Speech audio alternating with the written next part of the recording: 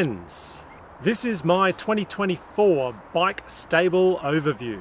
In the timeline there'll be timestamps if you want to click ahead because you've clicked on this video for a particular bike. I'm going to start with the bikes that are of least importance to me, moving through to my most special bike.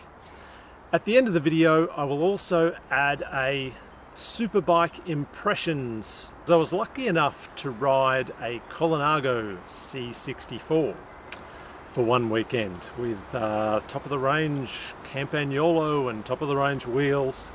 So I'll add that too. Enjoy!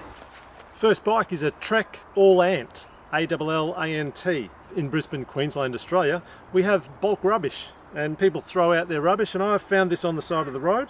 It was missing a front wheel. I put a front wheel on it, and it was quite an upgrade for my wife's very occasional bike. It's really good, but it doesn't get ridden. This bike is probably one of the more expensive bikes we have. It's the Marin Sausalito. It has the top of the range, or sort of top of the range, Shimano mid-drive E motor. It's my wife's e-bike. It does get used.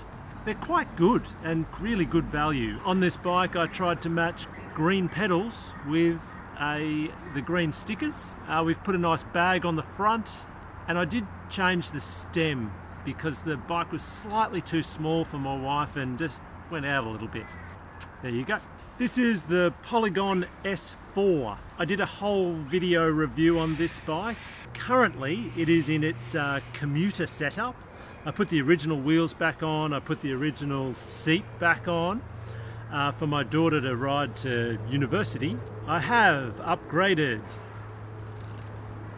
the cranks, I upgraded the handlebars, but other than that, it's quite as it is out of the box. This is my gravel bike. Currently it's on its third paint job. Currently it's also been roadified, it's got the road wheels on it. It's also borrowing some handlebars from a bike that may be coming after a certain birthday. This bike has been good, and I suppose I've painted it so many times because it's meant to be my fun adventure bike. It wasn't a whole lot of money. It's got the Tiagra shifting, which is really, really good. The Marin Gastalt. Gestalt meaning better than the sum of its parts. I have upgraded currently the wheels. I do use the original wheels when I go gravel riding. I've upgraded the cranks to the GRX 810. The handlebars are upgraded at the moment. The seat post is upgraded and the seat is upgraded. I have Scott Synchros water bottle cages, which aren't that good. They sort of hold the bottles too tightly and they're hard to get in and out, but they do match the colour scheme. I actually like mechanical disc because you can swap wheels a lot easier than the hydraulic, as far as you can move the pads to line up with the discs.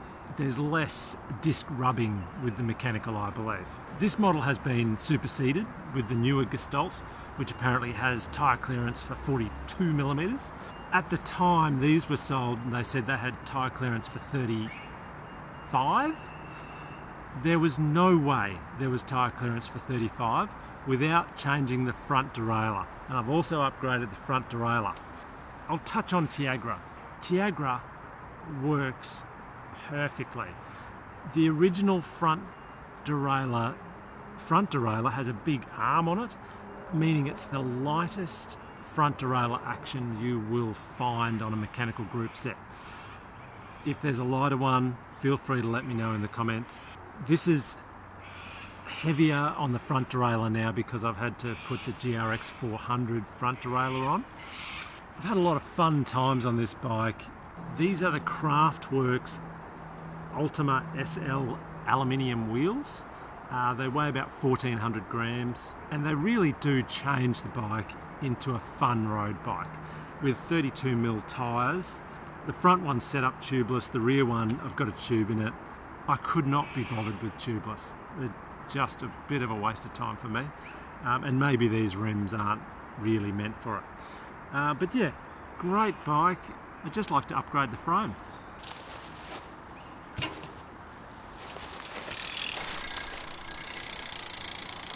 And this is the Focus Izalco Max. I'm fairly sure it's a 2016, 2017 model. I bought it in 2018 as a frame and built it up with the bike shop that sold me the frame. This is my best bike I currently have. It had a difficult birth. Originally it had Eastern EC90 cranks. They are 200 grams lighter than the Dura-Ace cranks. They failed. The bottom bracket failed twice. Originally it had a 1x system with a 3T cassette. I've never heard of a 3T cassette before I bought it or after.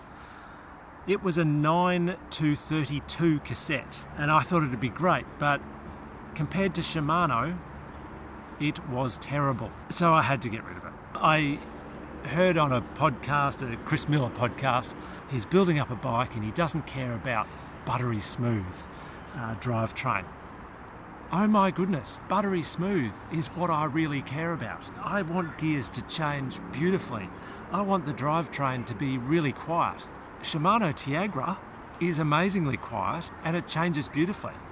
This is Shimano Dura-Ace 9100, which many reviewers will say is the peak mechanical group set.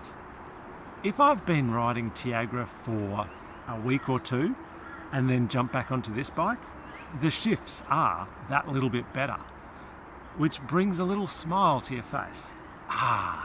This is the best. But as far as drivetrain noise, the 11 speed has always been a little bit louder. And I ride with other people. I've ridden my Tiagra bikes next to really new 11 speed setups and the 10 speed's quieter. Anyway, enough of a rant about that.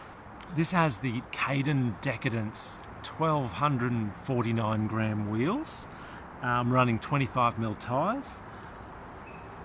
I'm running a carbon stem, a carbon seat post, fairly light bottle cages, and this bike weighs in at 6.7, I'm fairly sure it is. This is my favourite bike to ride. For whatever reason, out of all of the bikes here, even my gravel bike with 32mm tyres on for the road, even the gravel bike with 38mm tyres on for the gravel, this bike is the most comfortable. Is it the fork is so light, it's a bit flexy? Is the rear end just a bit flexy? Is it the Cervelo carbon bars that are maybe a bit flexy? It doesn't feel like it's a flexy bike, but it does seem to absorb bumps better than anything I've ridden. Even better than the Specialized Diverge.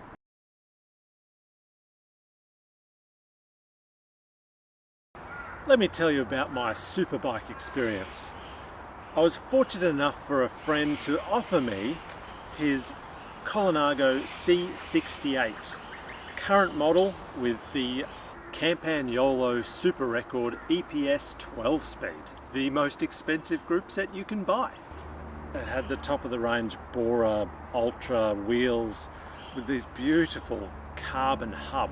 My impression, very nice, much stiffer and more harsh than this bike. And I'm sure reviewers are going to say it's a comfortable bike, but not compared to this. It was most certainly faster than this bike. Whether it's the full integrated handlebar with no cables showing, whereas I've got 4 cables showing here, whether it was the super expensive wheels that are more aero, whether it's both, the wheels, the full integration, maybe that full handlebar is more aero than my handlebar, probably is. I was probably in a slightly lower position. The head tube and the fork, they probably combine as well to improve the gains. So to put some numbers on it, I did a Saturday ride with a group. It's a ride I've done many, many times before. There was a certain downhill section which for less watts I was doing an extra 2 kilometers an hour. So, and then there was a sprint section we always do, and for less watts again. So it was approximately 20 less watts than my previous few occasions. I had done a second quicker over a 50-second segment. So it is faster. Am I going to be left behind on this bike in a race? I don't think so. Tucking in a group, this bike is absolutely fine. Out front, if I was doing a breakaway, I would be much better off on a Colnago 68. The group set was actually, most of the time, and I don't like to say this, but it was quieter than Tiagra. I suppose when you spend 10 times as much as a Tiagra group set, you would expect it to be quieter. The shifting was almost always flawless. A couple of times it didn't quite get it perfectly right, but I think this is a characteristic of Campagnolo Italian group sets. The electronic shifting, I felt that it took me a while to get used to, the up and down buttons. Overwhelmingly, the impression was nervousness, actually, when I was riding this bike. The bike cost is so much money, and if anything happened to it, there could have been troubles. So I felt awfully responsible for this bike. And lastly, it's a bike. You still got to push the pedals. So if I had to ride to Sydney tomorrow, this is the bike I'd take.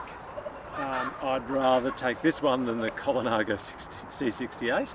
This video has been inspired by Eric from Spindat, so thank you. I like your work. Check out the channel Spindat. And the other inspiration for this video is that because I may well be turning 50 soon, it's a good excuse to get another bike. So, a custom bike is coming my way, and in a few months, stay tuned. If you'd like a video on all the parts, I could do that because I've obsessed over every part. Thanks for watching.